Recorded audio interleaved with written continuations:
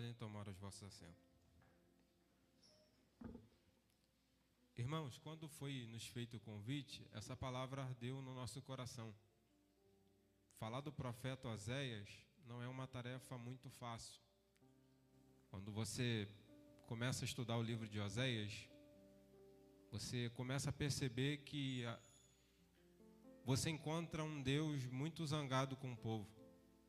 Você encontra um Deus que quer falar com o povo, mas o povo de Israel não queria dar-lhe atenção. Quando você para estudar o livro de Oséias, você percebe uma mistura de sentimentos. Você vê um Deus irado, um Deus que quer levar o seu povo ao arrependimento e ao mesmo tempo um Deus que ama muito o seu povo. E que por esse amor tão grande que ele tem pelo seu povo, toda vez que a ira de Deus se acendia, a sua misericórdia chegava primeiro. Esse povo, eles estão dentro de um contexto, e Oséias também está. Oséias, ele profetizou no ano em que Osias, Ezequias e muitos outros reis que, por sua vez, foram maus no reinado de Israel. Por exemplo, a Bíblia vai dizer que Acabe foi desses reis que fizeram muito mal a Israel. Outro rei que fez muito mal a Israel foi Jeroboão II. E Oséias está profetizando nesse tempo em que Jeroboão II está terminando o seu reinado. Só que Jeroboão II, ele não começa a fazer essas maldades por si só. Ele herda esse exemplo de Acabe e Jezabel. Acabe e Jezabel, um dos casais mais idólatras que a Bíblia vai mencionar. Eles trazem a idolatria para dentro de Israel. Eles trazem para dentro de Israel o culto a Baal-Peor. Esse povo agora está sendo contaminado pela sua própria liderança. Aqueles que deviam lhe mostrar o caminho, aqueles que lhe deviam instruir-lhe no caminho certo, acabaram indo por caminhos tortuosos. E por esse fato, Israel também foi. E quando chega no reinado de Jeroboão II, ele vai ir pelo mesmo caminho de Acabe e de Jezabel. Esse reinado, Deus já não havia mais aprovado. O interessante é dizer que esse povo, eles estavam num momento financeiro muito bom. Israel estava em ascensão no quesito da política. Eles estavam bem relacionados ao dinheiro, relacionados à vida financeira, eles estavam bem. Eles não tinham com o que se preocupar. Mas quanto mais a vida financeira deles subia, quanto mais a vida social deles subia, mais a vida espiritual ia caindo, mais a vida espiritual ia entrando em decadência. E Deus quer falar com esse povo, mas como que Deus fala com um povo que não quer lhe escutar? Como que Deus vai usar um profeta para falar com um povo que não quer lhe dar atenção? O que Deus vai fazer é chamar Oséias. E Deus dá uma tarefa muito difícil para Oséias. Deus olha para Oséias e diz: Oséias, vai num prostíbulo, pega uma prostituta e se case com ela. Porque já que esse povo não quer me ouvir, eu vou falar através do seu casamento. Já que esse povo não quer atender o seu ouvido para mim, eu vou falar através do seu relacionamento. Então vai, Oséias. Vai num prostíbulo, pega uma prostituta e casa com ela. Oséias faz isso. E ele tira Gomer de uma situação muito horrível.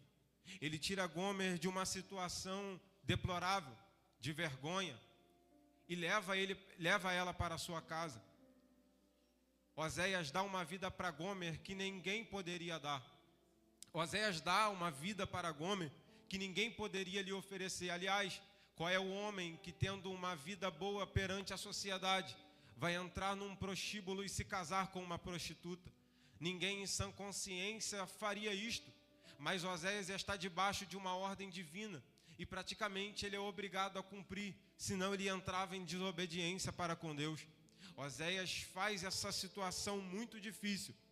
E de repente essa mulher, a qual ele pegou de dentro dessa situação, essa mulher a qual ele deu tudo aquilo que ela jamais merecia, que deu para ela tudo aquilo que ela jamais poderia ter, essa mulher, ela acaba voltando a se prostituir novamente.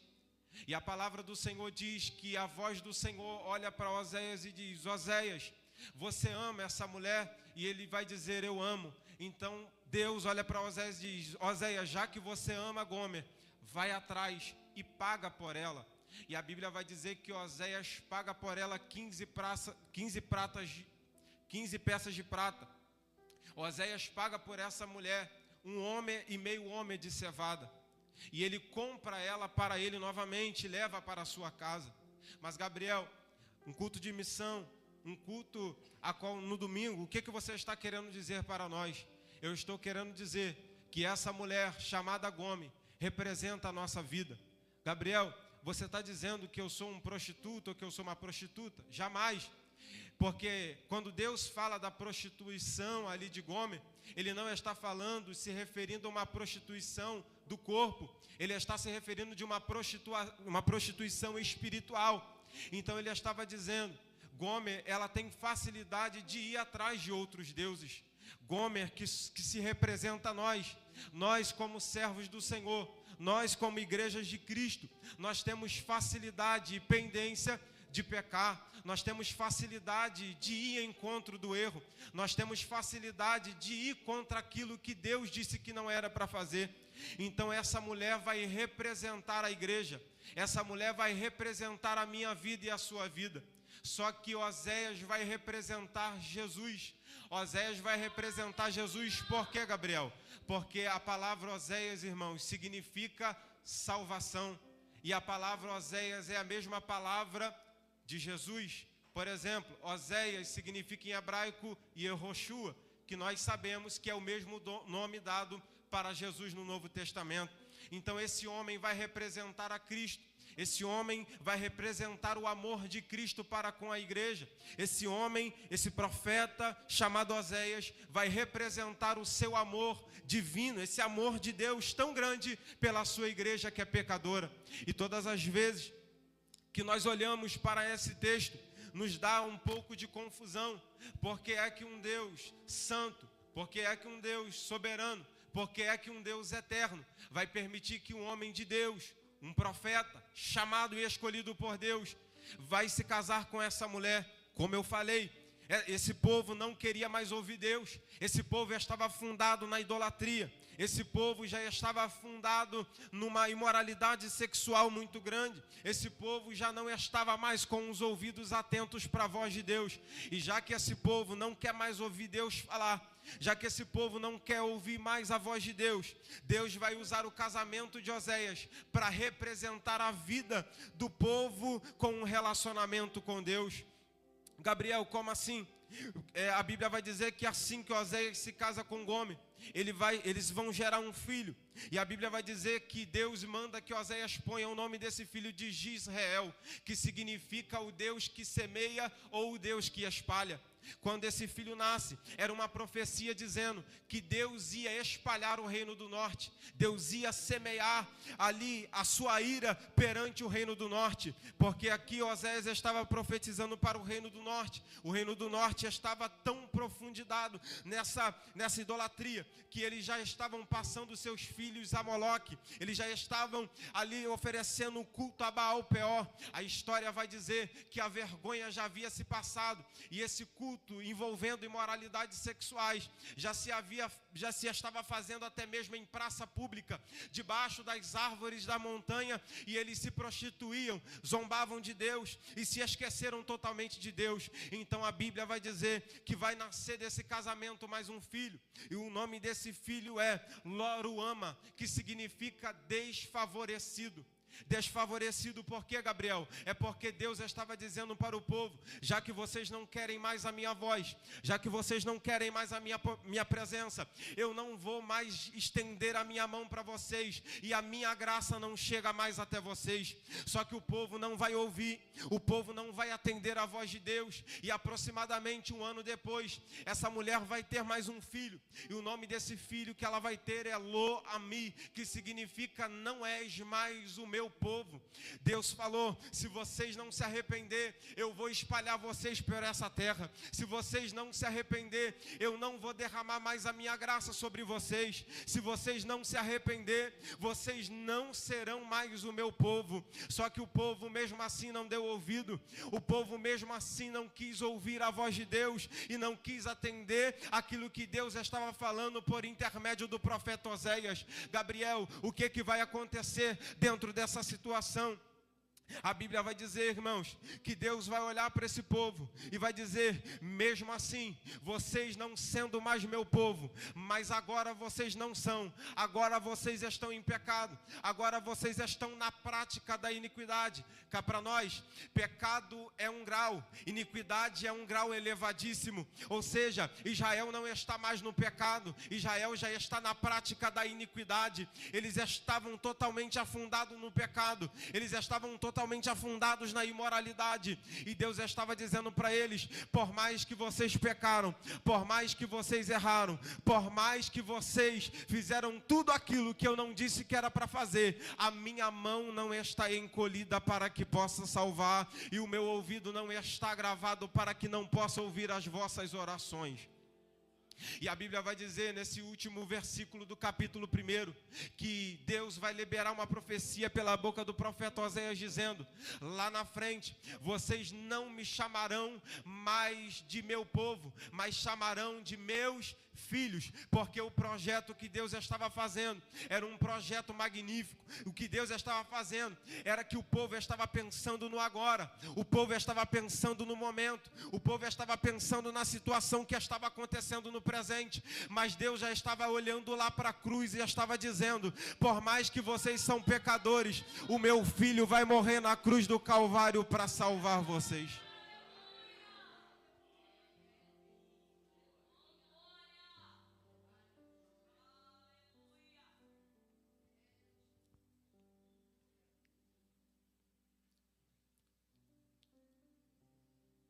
A violência começou a ser tão grande, irmãos, que pelo período de 5 reis que assentaram no trono, nenhum deles conseguiam manter-se no reinado, porque toda hora vinha outro rei e um matava o outro para tomar o lugar do outro. Israel está tão aprofundado nesse pecado que o próprio Deus vai dizer assim: olha, vocês dizem que o trigo, vocês dizem que o azeite, vocês dizem que a oliva, que o fruto, que aquilo que a terra produz, é Baal quem está oferecendo para vocês. Mas eu vou levar vocês para o cativeiro, e vocês verão que Baal não tem poder sobre nada. Eu vou levar vocês para o cativeiro, e vocês verão que Baal não tem poder e influência sobre nada. Ao ponto de que vocês vão reconhecer que quem dá a terra para produzir o fruto sou eu. Que vocês vão reconhecer que aquele que faz crescer na terra sou eu.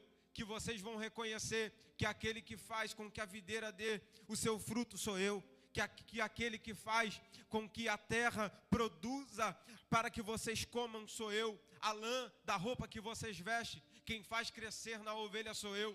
Então Deus estava querendo se mostrar para esse povo. Deus estava querendo se revelar para esse povo.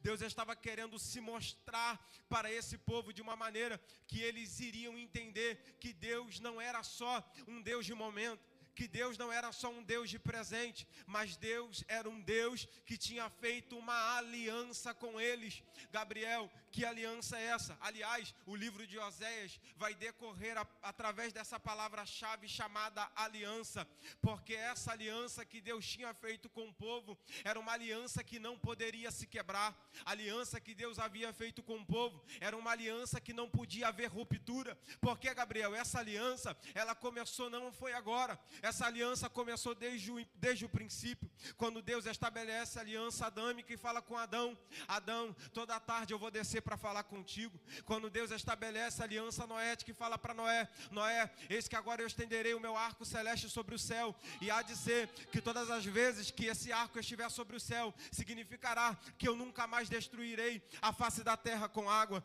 Quando Deus estabelece a aliança abraâmica e diz para Abraão: Abraão, toda criança que nascer no seu 8º dia de nascido, por causa da sua imunidade, você vai cortar o prepúcio da sua genitália, e todas as vezes que você cortar o prepúcio da sua genitália, que é a carne morta que ficava em volta do órgão masculino da criança, vocês vão cortar, e quando vocês cortar, essa será a aliança entre o povo de Israel e a minha aliança. Por quê, irmãos? Porque Deus estava dizendo para o povo: eu tenho uma aliança com vocês, eu quero me relacionar com vocês, eu quero ser casado com vocês, eu quero ter um relacionamento com vocês, mas essa aliança não pode ser de papel, essa aliança não pode ser momentânea, essa aliança não pode ser passageira, essa aliança não pode ser de presente, essa aliança precisa ser duradoura, essa aliança precisa permanecer, essa aliança precisa continuar, essa aliança precisa ir até o final.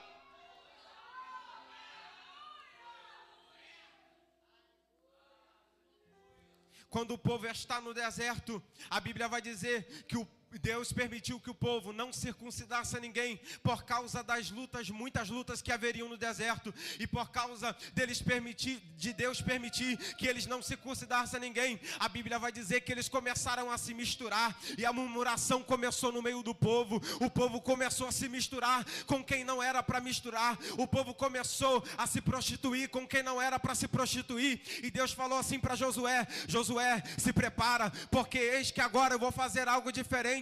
Santifica você, Josué, e amanhã dá uma declaração para o povo, e há de ser que todo aquele que tiver 40 anos para baixo, manda circuncidar, e aquele que não for circuncidado, manda voltar para o deserto, porque aquele que não tem aliança comigo, não vai poder entrar em Canaã. Deus estava dizendo para o povo: só pode entrar em Canaã quem tem relacionamento comigo, só pode entrar em Canaã quem tem amizade comigo, só pode entrar em Canaã quem tem o pacto de Abraão no dedo.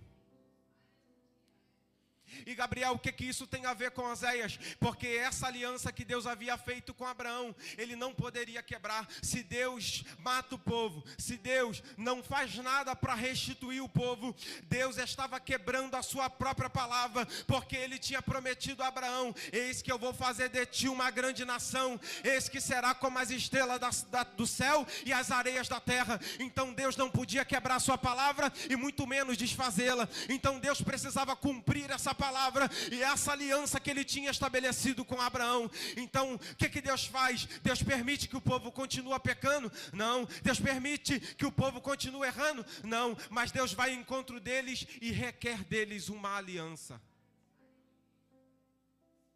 Quando Deus requer desse povo uma aliança, a Bíblia vai dizer que Gomer, ela volta a se prostituir.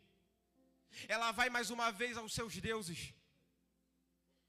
Irmão, não dá para entender alguém que não tinha nada, alguém que não tinha perspectiva de vida, alguém que não poderia ser alguém na sociedade, mas Deus achou, quem sabe aqui, Deus achou alguém no prostíbulo, quem sabe aqui, Deus achou alguém lá no tráfico de drogas, quem sabe aqui, Deus achou alguém lá no forró e pegou você, te deu um banho de sangue, te lavou, colocou você aqui, e agora você tem aliança no dedo, você é casado com ele, você é cheio da presença presença dele, batizado no Espírito Santo, cheio da glória, mas você chega num culto como esse, não consegue abrir a boca para adorar. Não sei, irmãos, que tipo de aliança é essa que você não consegue ter comunhão com o seu noivo. Não sei, irmãos, que tipo de aliança é essa que você não consegue ter relacionamento com o seu noivo. Mas Deus está dizendo para nós nessa noite, está na hora de ter um relacionamento sério comigo, porque muitas das vezes nós chegamos nesse lugar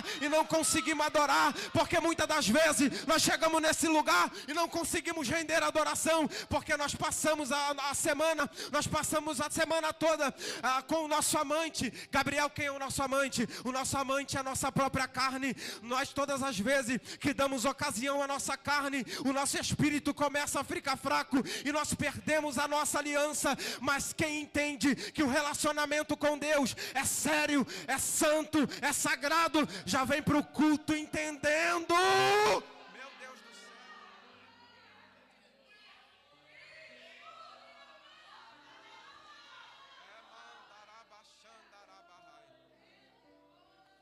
Já vem para o culto entendendo. Não precisa dizer para ele, levanta a mão, porque ele entende que aquele que lavou ele é fiel, porque ele entende que aquele que amou ele é poderoso. Então ele já vem para o culto e ele levanta a mão. Ele já vem para o culto e ele adora. Ele vem para o culto, mas não vem para assistir o culto, vem para entregar a sua adoração e para participar do culto. Então aqui nessa noite eu te convido, porque ainda dá tempo. Falta 10 minutos para 9 horas. Se você trouxe alguma coisa para Jesus nessa noite, pelo amor de Deus, deixa no altar, entrega a sua adoração e adora Ele.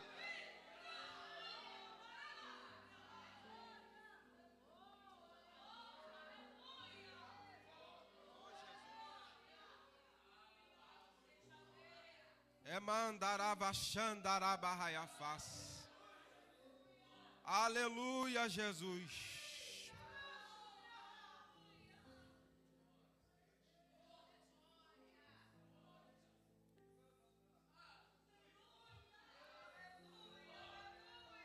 Jesus. Versículo 14. Portanto, eis que eu te atrairei para o deserto e lhe falarei ao coração. Já que esse povo não quer me ouvir, eu vou levar eles para o deserto e lá eu falarei aos corações. E lá eu vos darei a sua vinha. E do vale de Acor, porta de esperança. Acor em termo hebraico significa vale da desgraça. Ou vale da destruição. Vale da desolação. O que Deus estava dizendo é que no deserto, eu vou falar no teu coração. Lá eu vou te dar a sua vinha. Vinha fala de alegria, de comunhão. Eu vou fazer que você tenha alegria novamente de estar na minha presença. E no vale de Acor, ou seja, no vale da desgraça, eu vou abrir uma porta de esperança. Gabriel, mas esse ano lá na minha casa foi só tribulação, foi só desgraça. Se prepara. Mas Gabriel, na minha família foi só um desastre, foi caos atrás de caos. Se prepara. Mas Gabriel, no meu ministério falaram que eu não ia mais conseguir, que eu não ia mais chegar. Se prepara. Mas Gabriel, aconteceu isso, estão falando por aí. Se prepara, porque na onde aconteceu o vale da desgraça, Deus está abrindo nessa noite uma porta de esperança. Uma porta de esperança está se abrindo aqui nessa noite. Gabriel, o que é esperança? Muitas coisas que eu posso falar sobre a esperança. Jeremias, ele disse, eu quero trazer à memória aquilo que me traz esperança. O povo já estava no cativo, mas Jeremias está dizendo, a minha esperança me mantém vivo. A minha esperança me mantém de pé.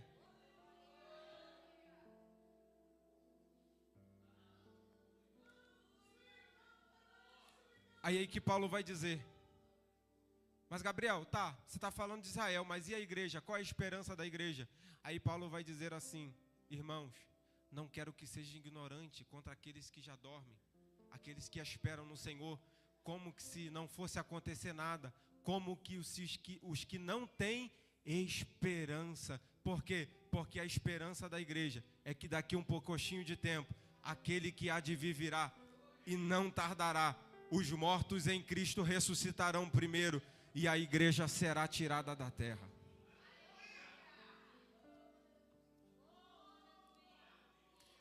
Mas Gabriel, você falou que Gomer voltou para a prostituição. Como fica isso? Deus olha para Oséias e diz: você ama ela? Amo. Então vai e paga por ela. Olha que interessante, irmãos. Talvez aquele povo que estava vivendo no pecado, aquele povo que estava vivendo na imoralidade, olhou para Oséias e disse: rapaz, você é bobo. Você não tem juízo. Você busca ela na prostituição, ela te trai e você vai atrás dela de novo. Aí Deus olha para Oséias e diz assim: Oséias, todas as vezes que ele tocar no teu casamento e falar que você é bobo, que você foi atrás, que você está perdoando, diga para esse povo que eu também estou perdoando eles. Diga para esse povo que eu também estou indo atrás dele. Mas Gabriel, você diz que Oséias pagou. E o que foi que Cristo fez?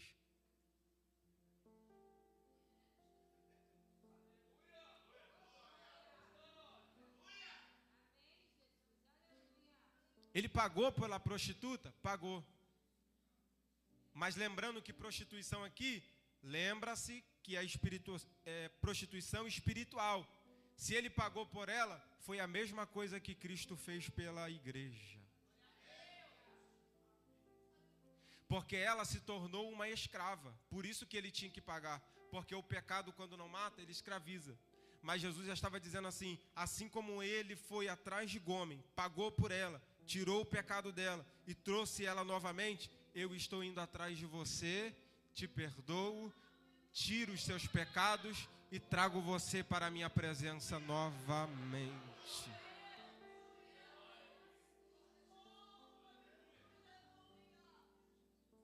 Jesus vai na cruz.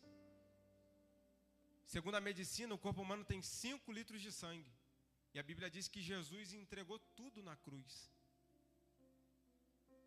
Ele não era escravo. Ele não era. Mas ele se fez.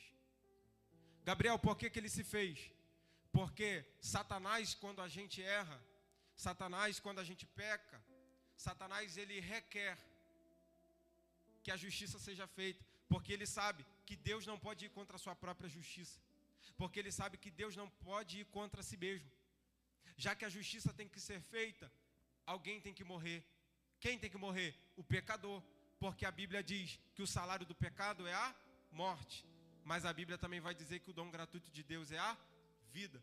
Então, já que alguém precisa morrer, Cristo foi no lugar da igreja e morreu pela igreja.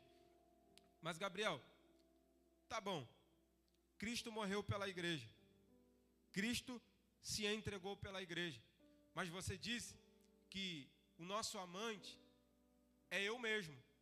Como que se explica isso? É verdade, irmãos. Paulo vai dizer: eu percebi em mim uma lei muito estranha, porque quando eu quero fazer o bem, o mal está diante de mim. Então, quando eu desejo fazer o bem, eu acabo fazendo o mal.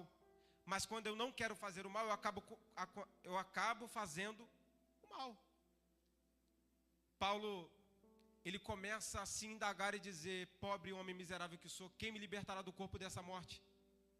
Só que Paulo não termina assim, mas ele diz: graças a Jesus,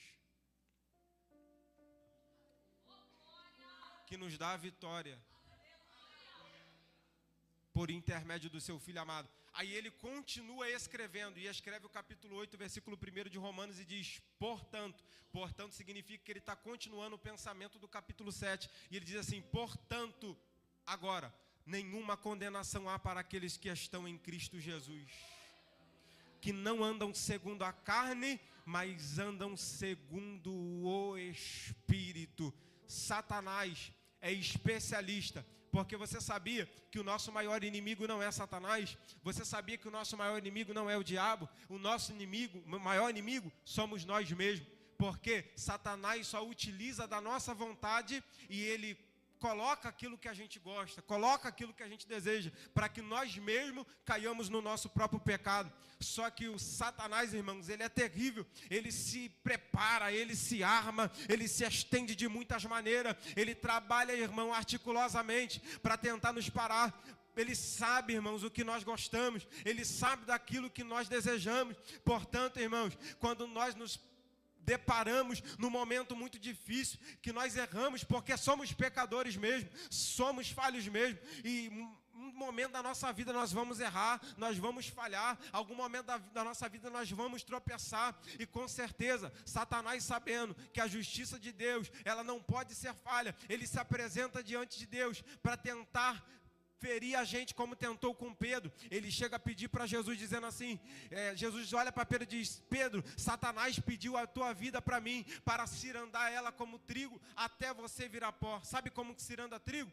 Bate em cima até quebrar. O que o diabo estava dizendo para Pedro é: eu vou matar Pedro. Só que Jesus já estava dizendo: Pedro, eu roguei ao Pai por você. Sabe o que Jesus já está dizendo para nós nessa noite? É que toda condenação, toda acusação de Satanás está caindo por terra hoje, e tudo aquilo que ficou no teu passado não terá mais poder sobre a tua vida, porque o sangue de Jesus é mais poderoso. O sangue de Jesus nos purifica de todo pecado. A história vai dizer que Martim Lutero, após afixar 95 ou 96 teses, se não me falha a memória, na porta da igreja católica de Wittenberg, a história vai dizer que Satanás aparece para ele no final da vida dele e diz assim: aqui está a lista dos seus pecados. Já que você é bom de listar as coisas, aqui está a lista dos seus pecados. Aí a história vai dizer que Martim Lutero, ele vai lá no final da lista e coloca: o sangue de Jesus me purifica de todo o pecado.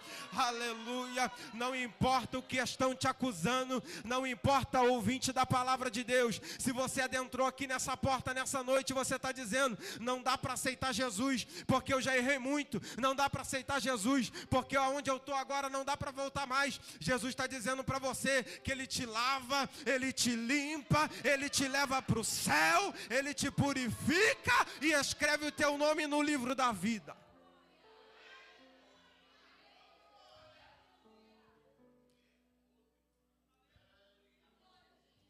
Já entrega o microfone. Me faz lembrar, irmãos, de um episódio muito interessante que Moisés está acampando o povo perto das campinas de Moabe. O rei Moabita se apresenta para eles porque a fama de Israel estava se espalhando. Israel estava destroçando os seus inimigos. Israel, por onde passava, a vitória era certa porque Deus era com eles. Então chegou-se ao ouvido do rei. O rei foi até Balaão e diz assim: olha, Balaão, eu preciso que você amaldiçoe esse povo. Balaão, irmãos, ele vai para amaldiçoar o povo. Só que quando Balaão se depara, né, tem toda aquela história, eu não vou entrar aqui para ganhar tempo, mas quando Balaão se depara com o espírito que lhe usava, e o espírito diz assim: olha, você vai, mas só vai falar aquilo que eu colocar na tua boca. Então, quando ele profetizava palavras de maldição, ele ia profetizar, mas o espírito tomava a boca de Balaão. E quando ele ia amaldiçoar, ele soltava: contra Jacó não há encantamento, e contra o filhinho de Israel não há adivinhação. Todas as vezes que Balaão ia profetizar maldição, saíam bênçãos. Balaque entendeu: esse povo não dá para ir de frente contra eles. Então Balaão, ele vai ter um pensamento, uma estratégia. Ele vai dizer assim: olha, esse povo está muito tempo no deserto. Faz o seguinte: as filhas dos moabitas são mulheres belas. Peguem as mulheres, filhas dos moabitas, e levem para esse povo, porque certamente eles vão acabar se prostituindo. E eles se prostituindo, eles vão se envolver no culto a Baal-peor. E, irmão, dito e feito, Israel, ele acabou sendo vencido porque essas mulheres foram até o povo de Israel e eles começaram a se prostituir. A Bíblia vai dizer que a ira de Deus se acendeu sobre Israel e a praga começou a matar todo mundo. Pessoas começaram a morrer de enfermidade, porque Deus se irou com o povo. Só que no meio dessa história, a Bíblia vai dizer que numa tenda separada, duas pessoas estavam tendo relações sexuais no meio de toda a congregação, uma coisa abominável ao Senhor. Só que a Bíblia vai dizer que Cosbe, que é essa mulher, e Zinri, que estavam na tenda se prostituindo. Aí a Bíblia vai dizer que Finéias, tomado pelo ciúme de Deus, ele pega uma lança, vai lá onde estavam os dois na tenda e crava a lança nos dois. Quando ele crava a lança nos dois, a Bíblia vai dizer que a ira do Senhor se apacou. E de repente, Deus ordena a Moisés que Moisés proclamasse que Finéias se tornasse sacerdote perpétuo, ou seja, um sacerdote eterno, porque ele havia cuidado do zelo de Deus. Gabriel, o que você está querendo dizer com isso? É que a palavra, irmãos, ali, Finéias, né, tem a ver alguma coisa assim com aquilo que me faz ouvir a iniquidade. Então, quando Finéias foi para a tenda e matou Cosbe e Zinri, ele estava dizendo assim: eu vou matar tudo aquilo que me faz ouvir a iniquidade. Então, irmãos, não é que nós estamos perdendo para o diabo, é que nós estamos perdendo para nós mesmos. E é preciso que todo dia nós pegamos a lança e colocamos sobre aquilo que nos faz ouvir a iniquidade. É preciso que todo dia nós pegamos da lança e nos instruamos por um caminho de verdade. E Gabriel, qual é o resultado disso tudo, dessa história, para a gente terminar? O resultado é que Israel até hoje, nunca mais eles se prostituíram com outros deuses. Eles são um povo liberal, lá tem, os homossexuais têm. Lá eles aceitam aborto? Aceita. Mas até hoje, eles nunca mais se prostituíram espiritualmente com outros deuses. Porque quando Deus fala, irmãos, é porque Deus fala. Quando Deus faz e diz que vai fazer, é porque Deus faz. Então que nós possamos nessa noite termos a nossa vida transformadas pelo poder da palavra. E se você que ouviu essa palavra nessa noite, você que ouviu essa palavra nessa noite, e está dizendo no teu coração: Gabriel, eu quero essa aliança, aqui está a oportunidade. Você pode fazer aliança com o teu amigo e essa aliança pode se romper. Você pode fazer aliança com a tua esposa e essa aliança se romper. Você pode fazer aliança política e essa aliança se romper. Você pode fazer aliança social e essa aliança se romper. Mas eu quero ver você fazer uma aliança com Jesus nessa noite e Ele romper essa aliança contigo. Ele não vai romper, Ele vai ser fiel contigo até o final. Lembra da promessa do casamento? Eu prometo ser fiel até o final. Então quando Deus se casou com o povo, Ele estava dizendo: eu vou ser fiel a vocês até o final. Tem alguém para aceitar Jesus nessa noite? Tem alguém em nosso meio que ainda não aceitou Jesus como o único e suficiente Salvador da sua vida? Eis a oportunidade, irmãos, de você ter um relacionamento com Ele aqui nessa noite.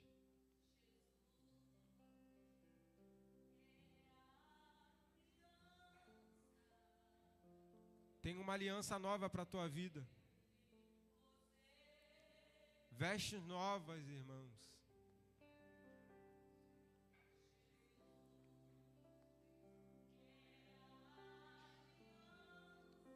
Eita, Jesus.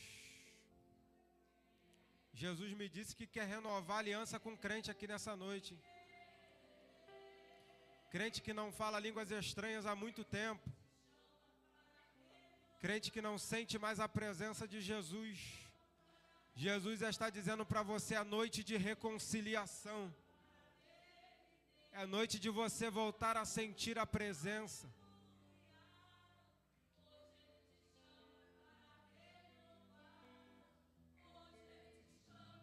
Oh, Jesus. Deus poderoso. Se não há ninguém, irmãos, que Deus possa conceder outra oportunidade. Quero ser grato por essa oportunidade. Que Deus continue abençoando a vida dos irmãos.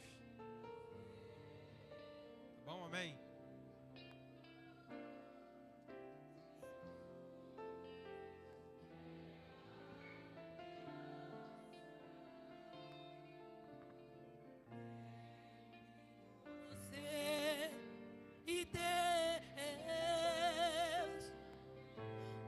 Hoje Ele te chama para renovar. Hoje Ele te chama para restaurar. Hoje Ele te chama para dele derramar.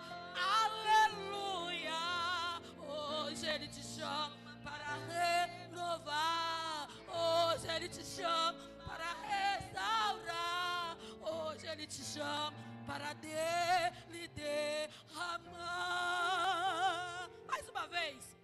Jesus é a aliança. Oh, aleluia. Entre você e Deus. Oh, Jesus é a aliança.